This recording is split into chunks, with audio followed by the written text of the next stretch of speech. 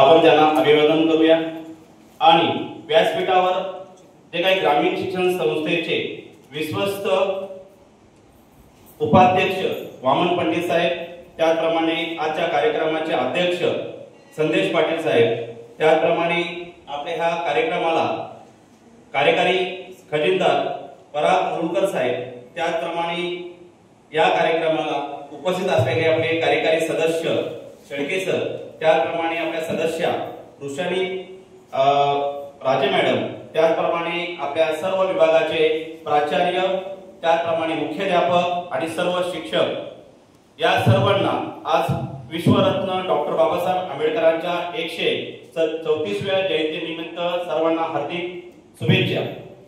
आपण या ठिकाणी ग्रामीण शिक्षण संस्थेमध्ये जे काही डॉक्टर बाबासाहेब आंबेडकरांची जयंती साजरी करत आहोत, सर्व शिक्षक या ठिकाणी आपण जमलेलो आहोत। सर्व शिक्षण ग्रामीण शिक्षण संस्थेचे सर्व मान्यवर या ठिकाणी उपस्थित आहेत। या ठिकाणी जयंती साजरी करत असताना सगळ्यात महत्त्वाचं म्हणजे की जी काही जयंती डॉक्टर बाबासाहेब आंबेडकरांची साजरी केली गेली ते सुद्धा एक शिक्षक होते, जनार्दन सदाशिव रणपिसे। या शिक्षकांनी पुण्यामध्ये प्रथम डॉक्टर बाबासाहेब आंबेडकरांची जयंती 1928 या दिवशी साजरी केली।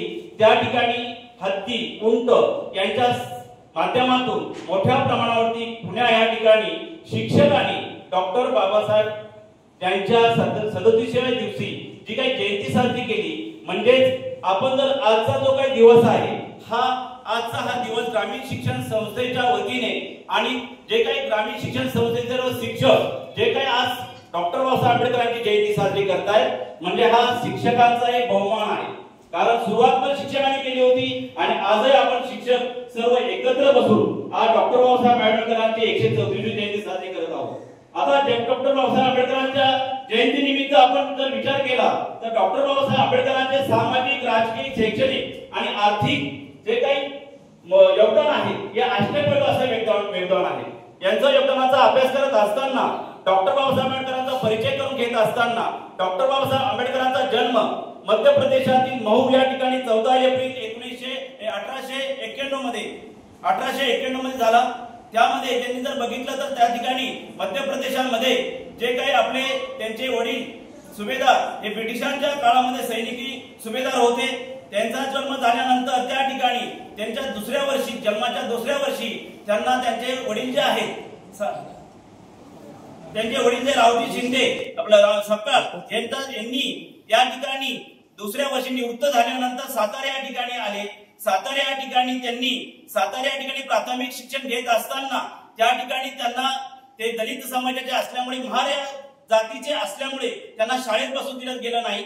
त्यामुळे त्यांना पाण्यापासून शिक्षणापासून न बसू दिल्यामुळे वर्गाच्या बाहेर राहून त्यांनी मोठ्या प्रमाणावरती ज्या जीवनामध्ये अस्पृश्यतेच्या जातीचा तडाखा त्यांना घ्यावा लागला। यातून त्याच्या जीवनामध्ये एक वेगळं वळण निर्माण झालं आणि नंतर ते त्यांच्या 6व्या वर्षी त्यांची आई भीमाईचा मृत्यू झाल्यानंतर ते मुंबई या ठिकाणी वास्तव्यास आले आणि वास्तव्यास आल्यानंतर त्यांचा सांभाळ जो आहे त्यांची आत्या यांनी केला।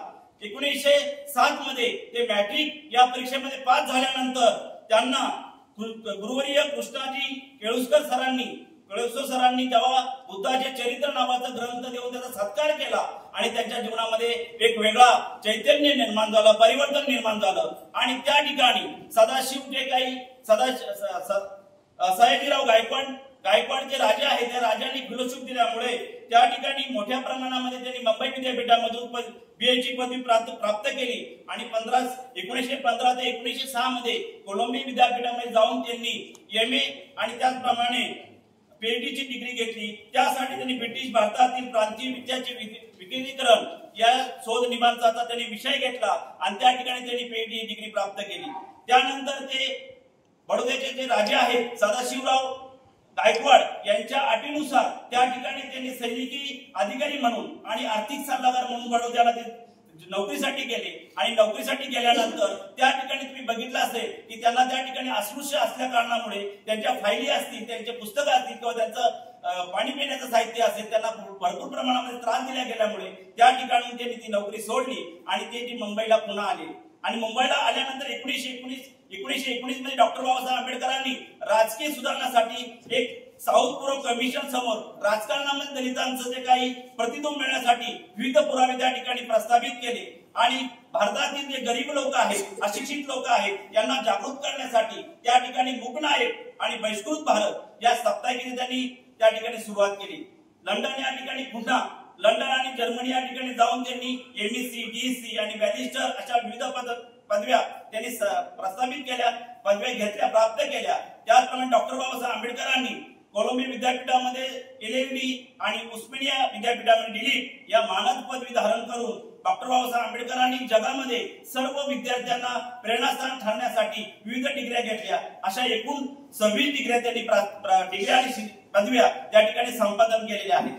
डॉक्टर बाबासाहेब आंबेडकरांचं हे शैक्षणिक विचार जर बघितले, शैक्षणिक जर विचार बघितले तर सर्व जगातील विद्यार्थ्यांना, शिक्षकांना, सर्व समाजातील लोकांना प्रेरणादायी ठरले। परंतु हे करत असताना सामाजिक आणि धार्मिक त्याच्यामध्ये परिवर्तन करण्यासाठी डॉक्टर बाबासाहेब आंबेडकरांनी मानव अधिकार आणि दलित या अधिवेशनांच्या मंदिरांना प्रवेश मिळण्यासाठी, त्याचप्रमाणे पिण्याचे प्रश्न असतील, अस्पृश्य, जात यांच्यासारख्या ज्या काही समाजातील जे काही दुष्कृत्य आहे हे त्याचं निर्मूलन करण्यासाठी, मानवी हक्कासाठी त्यांनी 1927 मध्ये महाड या ठिकाणी मनुस्मृतीची त्यांनी दहन केली। त्याचप्रमाणे आपण जर बघितलं की त्यांनी असं म्हटलं गेलेलं आहे की पशु पक्षी जर पाणी पिऊ शकतात परंतु मनुष्य पाणी पिऊ शकत नाही, म्हणून त्यांनी 1928 मध्ये महाड या ठिकाणी 14 तळ्यांचा सत्याग्रह केला।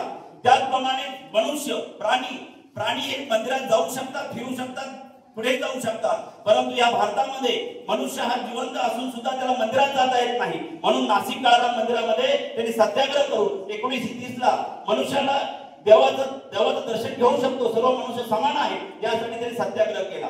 त्याचप्रमाणे हे सगळं करत असताना त्यांनी समाजाला समजून सांगितलं, सर्व समाजातील नेत्यांना समजून सांगितलं की जर तुम्ही आम्हाला तुमच्या हिंदू धर्मामध्ये जर मानाचं स्थान देत असाल तर आम्ही हिंदू म्हणून जन्माला राहू, आम्ही हिंदू म्हणून राहू शकतो। परंतु एवढं सगळं म्हणून सुद्धा कोणत्याही नेत्यांनी, कोणत्याही सामाजिक नेत्यांनी त्याच्यावरती परिवर्तन केलं नाही। म्हणून त्यांनी एवढा या ठिकाणी 1935 मध्ये धम्मचक्रवर्ती प्रबोधिनीने एक घोषणा केली की मी जर हिंदू म्हणून जन्माला आलो असेल परंतु हिंदू म्हणून मरणार नाही, कारण या ठिकाणी आम्ही हिंदू असताना आम्हाला कुठल्याही प्रकारचे अधिकार नाही। म्हणून त्या ठिकाणी त्यांनी बौद्ध धर्माचा स्वीकार करण्याची घोषणा केली। त्याचप्रमाणे या समाजाला जागृत करण्यासाठी त्यांनी 1927 ते 1956 या काळामध्ये मूकनायक, बहिष्कृत भारत, समता, जनता, प्रबुद्ध भारत असे 5 साप्ताहिक त्या ठिकाणी लोकांना जागृत करण्यासाठी संपादन केले।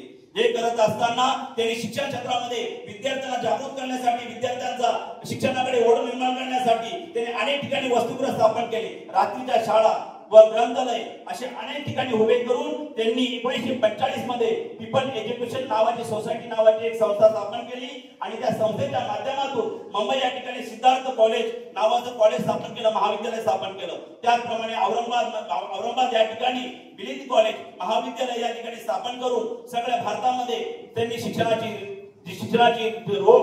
मेट आहे त्या ठिकाणी रुजू केली। त्याचप्रमाणे हे करत असताना त्यांना हे कळलं की मी एवढ्या वर्षी सर्व हिंदू नेत्यांना, सर्व समाजाला समजून सांगत असताना, जागृत करत असताना आमच्या समाजाला, आमच्या दलित समाजाला जर कुठल्याही प्रकारचे अधिकार मिळत नाही, म्हणून त्यांनी 14 ऑक्टोबर 1956 मध्ये नागपूर या ठिकाणी 5 लाखांच्या लोकसमूहाच्या वतीने भारतीय संस्कृतीसह बौद्ध धर्माची दीक्षा घेतली आणि सर्व समाजाला बौद्ध धर्मामध्ये बौद्ध धर्म दिला। हे करत असताना त्यांनी द बुद्ध अँड हिज धम्मा हा नावाचा ग्रंथ लिहिला। या ग्रंथामध्ये अंधश्रद्धा आणि अंधश्रद्धेवर पासून मुक्त करण्याचे कार्य